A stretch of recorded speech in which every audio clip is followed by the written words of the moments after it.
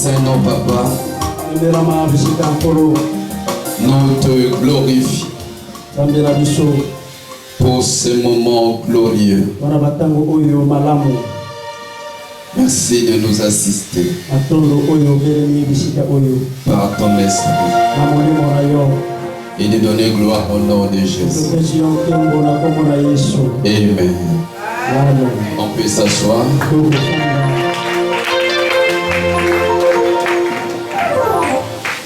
C'est pour moi un grand privilège. Moi et la délégation qui m'accompagne.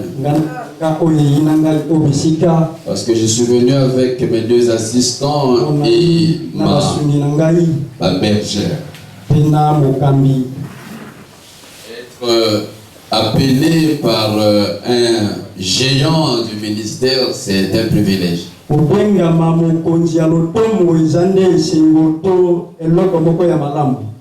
Kobiangama nampaka katina lotomo ezali possibilité moko pour nangai. Amen.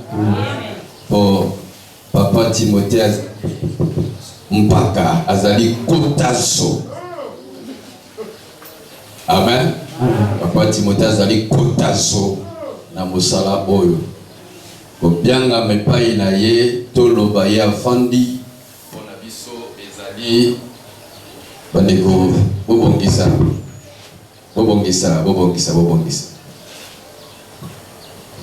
Pona biso ezali penza privilège makasi. Yango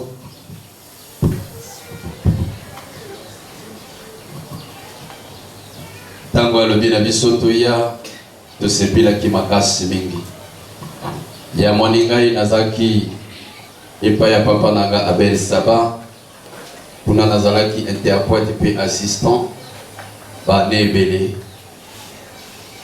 pe tango na bandi lotomo alikotanga maboko na séminaire tozwa makina yango azali ndeko na mosala ya bonzambe azali pe ndeko na mosala ya leta pe azali pe ndeko na nzoto po yena pasteur Abel Saba bazali yana leki donc aza pe yana ngai. Amen. Alors thème tozanango ezali la destruction des hôtels. Ezaboye destruction des hôtels. Sikoyo na ikolobela yo na mwatango moke na hôtel au singulier contre hôtel au pluriel. Hôtel contre hôtel. Etumbelo esongo na betumbe.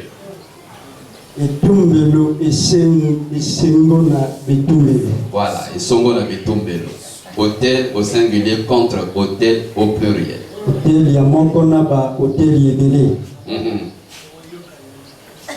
1 Roi 3, versets 15 à 25. 1 Roi chapitre 3, versets 15 à 25.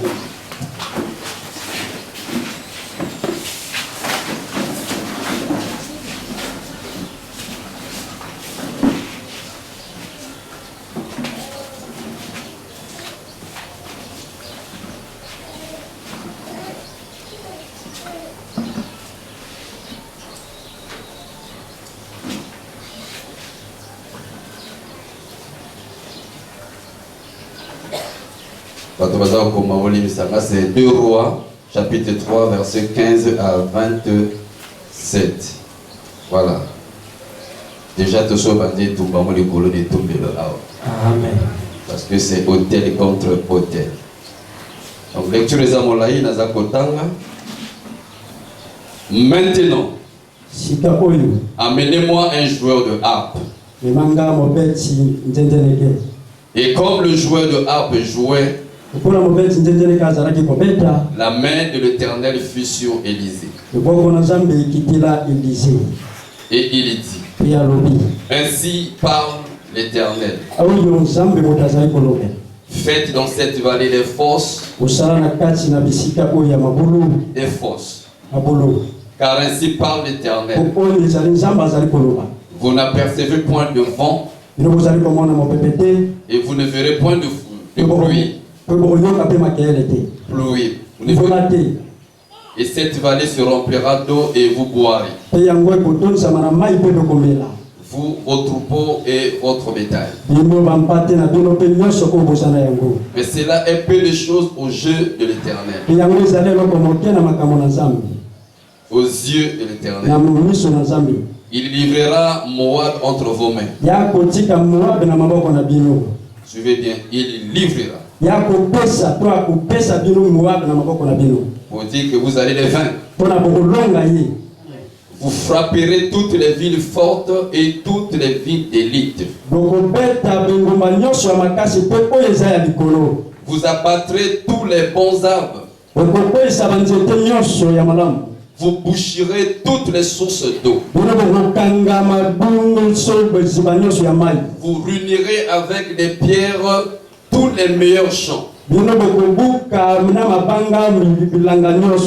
Or, le matin, au moment de la présentation de l'offrande, voici l'eau arriva du chemin des dents. Et le pays fut rempli d'eau. Cependant, tous les Moabites ayant appris que les rois montaient pour les attaquer,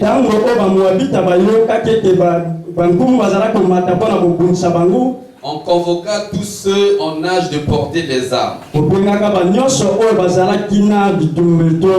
Et même au-dessus, et ils se tinrent sur la frontière. Ils se levèrent de bon matin et quand le soleil brilla sur les eaux, les Moabites virent en face d'eux les eaux rouges comme le sang. Il dit, c'est du sang. Les rois ont tiré l'épée contre eux.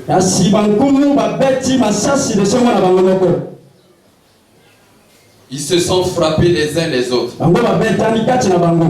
Maintenant, Moabit, au pillage. Et ils marchaient contre le camp d'Israël. Mais Israël se leva et frappa Moab, qui prit la fuite devant eux. Ils pénétraient dans le pays et frappèrent Moab. Ils renversèrent les villes. Ils jetèrent chacun des pierres dans les meilleurs de leurs champs. Et on les remplit. Ils bouchèrent toutes les sources d'eau. Et ils abattirent tous les bons arbres. Et ils frondèrent. Et les frondeurs enveloppèrent et bâtirent Kit Arsène. Écoutez. Le roi de Moab, voyant qu'il avait le dessous dans le combat, c'est-à-dire qu'il a vu la défaite, prit avec lui 700 hommes tirant l'épée pour se frayer un passage jusqu'au roi des dents. Mais ils ne purent pas. 27. Il y prit alors son premier-né,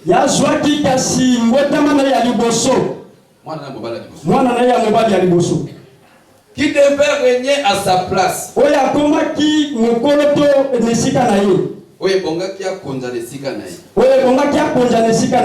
Et il l'offrit en holocauste sur la muraille. Et une grande indignation s'empara d'Israël, qui s'éloigna du roi de Moab et retourna dans son pays.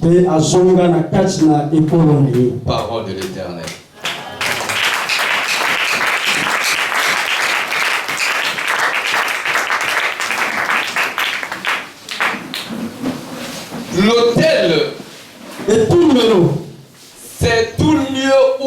échange, un entretien se fait entre un mortel et une divinité.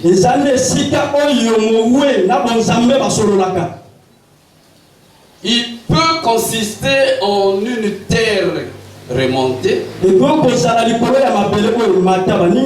comme ceux qui ont déjà fait les champs, on appelle les Mikenga, les sillons.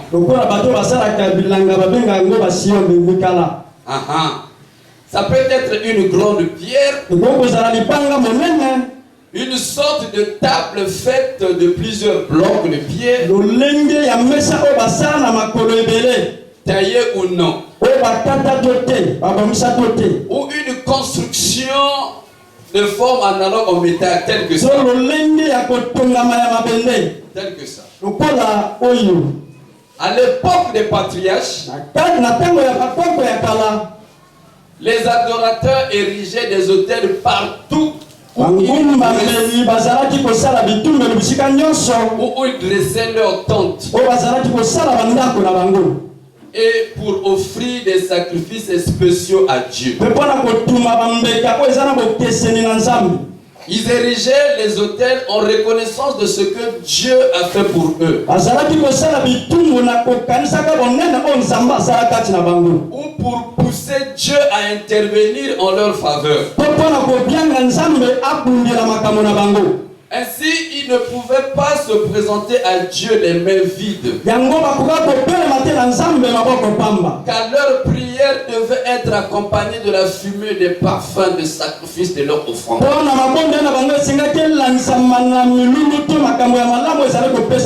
Ainsi qu'il est dit dans Apocalypse 5, verset 8 que quand il eut pris le livre, les 4 êtres vivants, les 24 vieillards se prosternaient devant l'agneau, tenant chacun une harpe, une coupe d'or remplie de parfums qui sont les prières des saints. Donc les prières des saints montent comme des parfums. Et Dieu inhale cela, la fumée qui monte et parfumée. C'est cela qui devait se faire toujours des autels. C'est ce lieu-là de la rencontre entre l'homme et son Dieu. Il y vient, il fait son offrande dans l'autel. On dirait Dieu merci, j'ai le souffle. Dieu merci, j'ai eu un mariage. Merci, j'ai des enfants. Merci, je suis en vie. Merci, j'ai reçu à mon examen. J'ai un autel. Dans Genèse 8, verset 20. Quand il y a Genèse 8, verset 20, Noé bâtit un autel à l'Éternel. Il y prit de toutes les bêtes pures et de tous les oiseaux purs. Il offrit des holocaustes sur l'autel. Vous voyez que lorsque tout le monde entier était submergé par l'eau, seul Noé et ceux qui étaient avec lui dans l'arche étaient sauvés. Et lorsque Noé sort de l'arche, merci à Dieu de m'avoir conservé la vie. Il érigea un autel et offrit ce qu'il avait de pur. Je veux t'amener à comprendre pourquoi on est arrivé aux autels. Dans Genèse 22, verset 9, la Bible dit que lorsqu'ils furent arrivés au lieu que Dieu lui avait indiqué, Abraham y éleva un autel et rangea le bois. Il lia son fils Isaac et le mit sur le terre dessus du bois. Là, Dieu demande à Abraham de lui offrir Isaac sur la montagne. Et quand il arrive sur la montagne, Abraham dresse un autel pour faire son son offrande à Dieu. Dans Au lieu de la rencontre avec Dieu. Amen. Amen. Je sais que tu m'entends dire, mais papa, je parlais de la famille, non, moi je lève mon Dieu. Moi je lève mon Christ. Amen. Amen. Voilà pourquoi j'ai dit un autel contre les autels. Je te parle de ce qui se fait que l'autel c'est de Dieu. L'autel n'est pas le diable, c'est de Dieu. Est-ce qu'on se comprend? Je l'ai dit moi un amen. Moi un amen. Yes. Donc Abraham dressa un autel pour offrir Isaac. Parce que l'autel c'est le lieu où l'homme vient rencontrer son Dieu. Sur l'autel le mystère se fait. Sur l'autel se dégage une puissance. Sur l'autel spirituellement des actes se posent. Pour bien comprendre cela, je vais te raconter une histoire.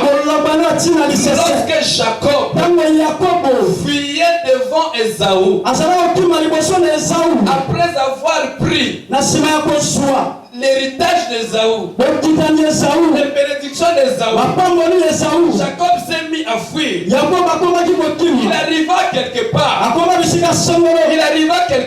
Comme il était fatigué, il décide de passer la nuit. Alors il prend une pierre. Il fait comme son coussin. Il pose sa tête sur la pierre.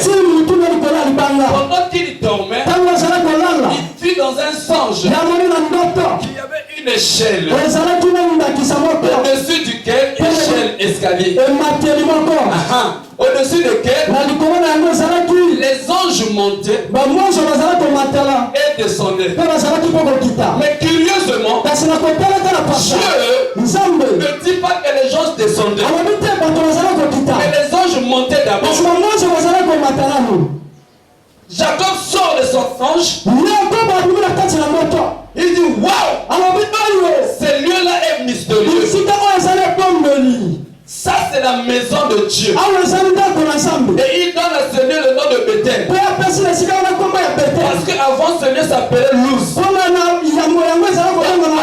Et il prit de l'huile. Comme il n'avait plus rien. Parce que lorsqu'on arrive à la rencontre avec Dieu, lorsqu'on arrive dans la maison de Dieu, il faut qu'il y ait échange. Lui, en prenant la pierre, il ne savait pas. Il était en train d'ériger un autel. Mais comme à l'autel, c'est le lieu de la rencontre. Dieu vient toujours. Quand tu prends ton autel, Dieu vient toujours. Dieu est venu à sa rencontre. Jacob sort du sommeil. Il prend l'huile. Il déverse sur la pierre.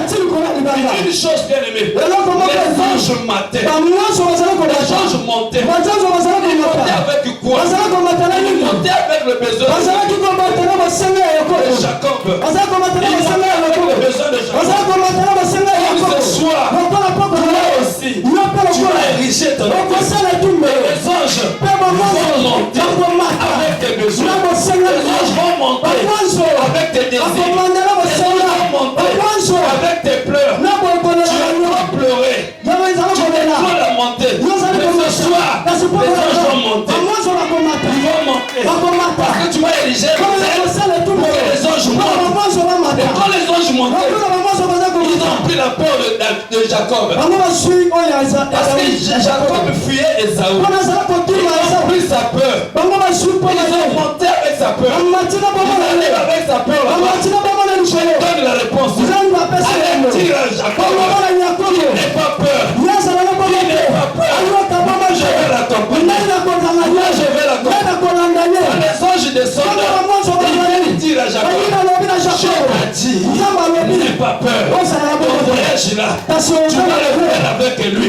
Cela, l'autel, aussi le lieu où on fait le feu. Lorsque Jacob a écouté cela, feu. Quand Jacob a écouté cela, il parle à la pierre. Dieu,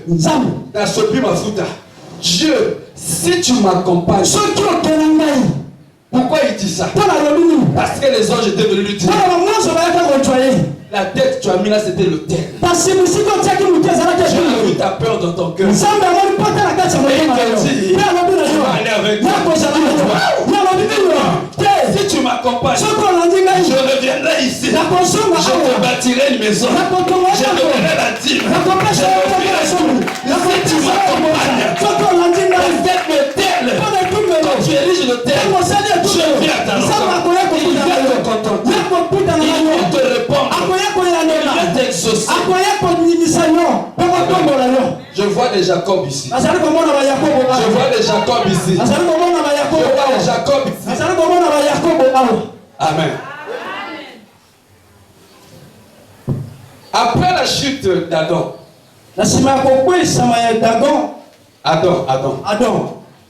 Dieu dans son amour et la volonté d'être toujours auprès de sa créature bien-aimée, demanda à Moïse de lui construire un tabernacle pour qu'il habite au milieu d'Israël. Dans le tabernacle, il y avait deux autels. Le premier autel, c'est l'autel des reins. Autel des reins, c'est l'autel où on faisait les sacrifices. Pour l'expiation des péchés. Car sans effusion du sang, il n'y a pas de pardon de péché. Et sans le pardon de péché, personne ne peut s'approcher de Dieu. C'est pour cela que l'autel des reins se trouvait juste à l'entrée du tabernacle. Le deuxième autel se trouvait dans le lieu saint. C'est l'autel des parfums. Et on devait brûler sans cesse nuit et jour de l'encens. Symbole des prières des saints. Voilà pourquoi Jésus dit prier sans cesse. Cet autel était éclairé par la lumière du chandelier. L'Esprit Saint qui doit toujours éclairer la vie des enfants de Dieu. Maintenant, dans l'autel qui se trouvait à l'entrée du tabernacle et l'autel qui était dans le lieu très saint, dans le tabernacle, les sacrifices se faisaient tous les jours. Dieu rassembla les deux autels en un seul autel à la croix de Golgotha. Amen. Amen. Dieu rassembla les têtes de reins, les têtes de parfum en un seul pour sacrifier son fils unique. Et lorsque l'autel est bâti, le ciel s'ouvre. Jacob a vu le ciel s'ouvrir. Et la Bible dit qu'à Golgotha, ce jour-là, le ciel était ouvert. Et Jésus a levé les yeux. À son père. Il dit, Père, pourquoi m'as-tu abandonné? Et lorsque le ciel était bâti, le ciel va s'ouvrir. Et Dieu doit descendre. Et ce jour-là, Dieu n'était pas descendu. C'était l'obscurité qui avait couvert le monde. Pour dire qu'il avait abandonné son fils. L'autel qui était unique, c'était l'autel de l'abandon. L'autel du rejet. Parce que son enfant devait prendre notre abandon, devait prendre notre rejet, devait prendre notre maladie, devait prendre notre douleur, devait prendre notre faiblesse. Et cet autel, Dieu l'a pas exaucé. Et Christ est devenu notre autel.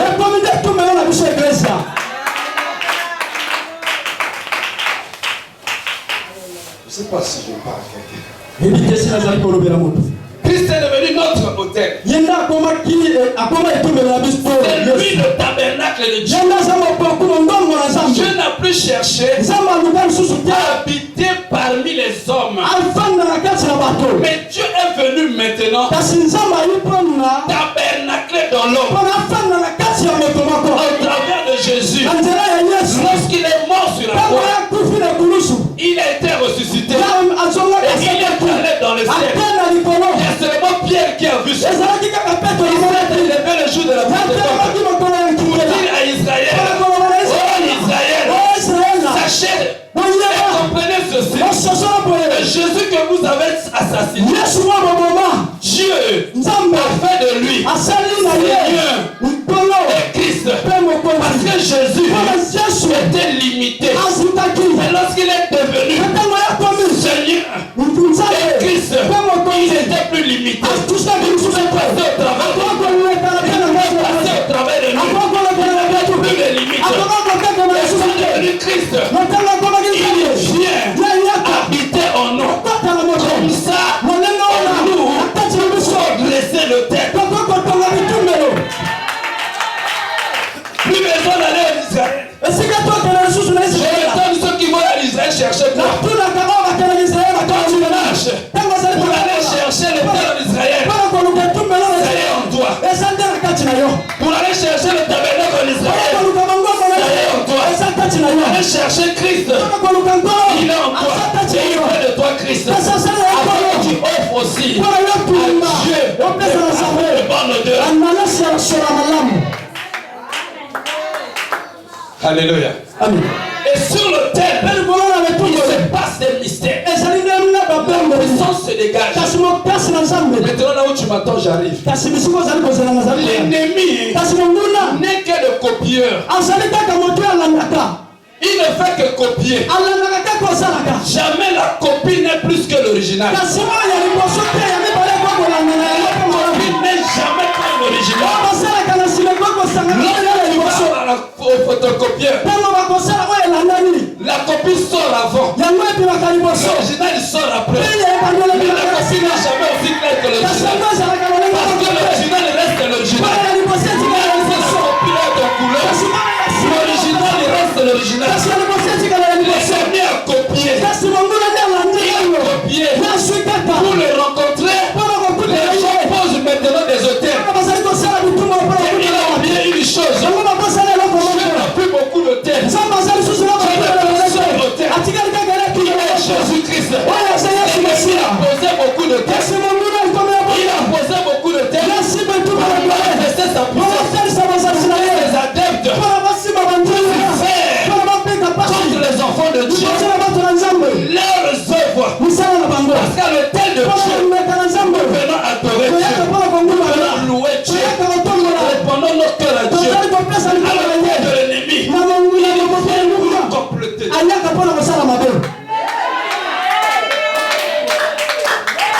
Il vient pour compléter. Il vient pour compléter. Mais ils ignorent une chose. Notre Dieu a dit dans Isaïe, en forme de complot contre toi. Ça ne vient pas de moi. Et tout l'homme qui se liguera contre toi tombera sur ton pouvoir. Ton venger contre toi sera nul et sans effet. Je demande à quelqu'un ce soir, quels que soient les hôtels que tu es nul et sans effet. On va te détruire ce soir. Détruire ce soir. Détruire ce soir. Au nom de...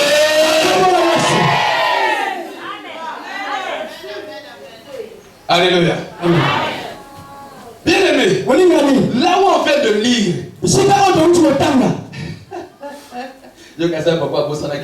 non, toi qui as l'introduction. Là où nous venons de lire, c'est Dieu qui dit à Israël, je vous donne Moab. Parce qu'Israël était en guerre. Rappelez-vous, nous sommes en guerre. Éphésiens 6, c'était je prenais par-dessus tout tous les ans. Si on nous donne des armes, c'est parce que la guerre est là. S'il n'y a pas de guerre, pourquoi les armes? Si on a des armes, c'est qu'on a la guerre. Et je veux dire à quelqu'un, la guerre là continue. Ça prendrait que faire au millénium. À la fin du monde. Tant que tu vis, la guerre est là.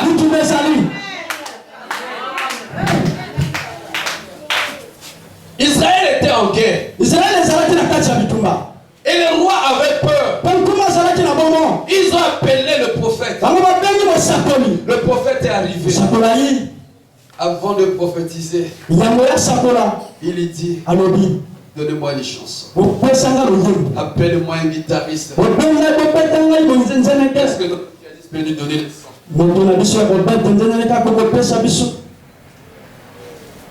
Un chant. Ekoloso.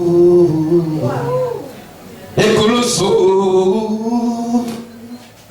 Ekoloso. Galakangola. Bula kotomi balere. Nagota. Yesu nangara. Alonga kisata. Le prophète dit, asseyez-vous, laissez-lui jouer. Le prophète dit, apportez-moi un pianiste. Apportez-moi un pianiste. Donne-moi le solfège. Donne-moi le solfège.